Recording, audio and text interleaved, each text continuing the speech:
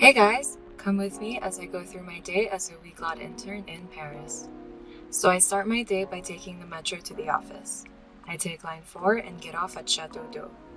I arrive at the office, say hello as I make my way to my desk.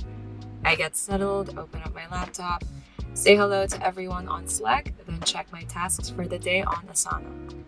I need to pick me up, so I need some coffee. I check out the fruits and what's in the fridge.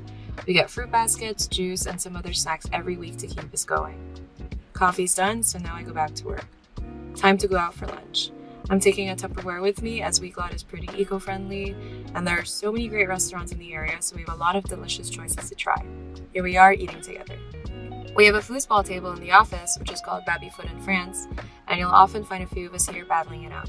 I have a meeting, so I'll take it in one of our phone booths for full privacy. One more objective checked off, and I'm done for the day. Thanks for watching!